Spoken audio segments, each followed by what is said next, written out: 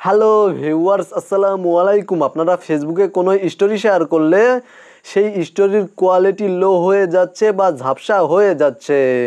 কিভাবে এই সমস্যাটি সমাধান করবেন এবং ফেসবুক স্টোরিতে কিভাবে high quality photo video upload করবেন বা শেয়ার করবেন, সেই প্রসেসটি আজকের ভিডিওতে আমি আপনাদেরকে দেখিয়ে দেব। প্রথমেই আপনারা আপনাদের মোবাইল ফোন থেকে প্লে স্টোর ওপেন করবেন এবং ফেসবুক টাইপ করে সার্চ করবেন। দেন মোবাইল ফোনের প্লে স্টোর থেকে ফেসবুক অ্যাপ্লিকেশনটি যদি আপডেট করা না থাকে তাহলে আপডেট করে নেবেন। আপডেট করা হয়ে গেলে ওপেনে ক্লিক করবেন। দেন আপনারা ক্লিক করবেন ওপরে প্রোফাইল আইকনে বা 3 লাইন মেনু বারে। দেন এখানে দেখতে পাচ্ছেন সেটিংস আইকনে ক্লিক করবেন অথবা এখান থেকে নিচে চলে আসবেন। তারপরে সেটিংস অ্যান্ড প্রাইভেসি এই অপশানে ক্লিক করবেন।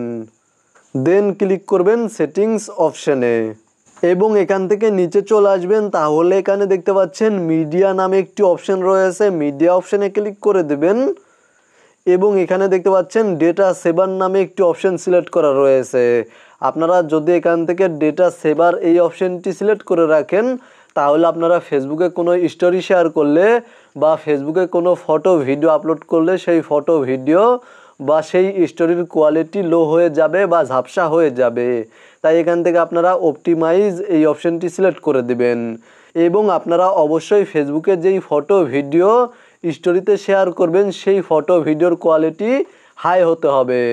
মূলত আজকের ভিডিওটি এই পর্যন্তই। ভিডিওটি দেখে উপকৃত হয়ে থাকলে অবশ্যই কমেন্টে জানাবেন। ভিডিওতে একটি লাইক করে সাথেই থাকবেন।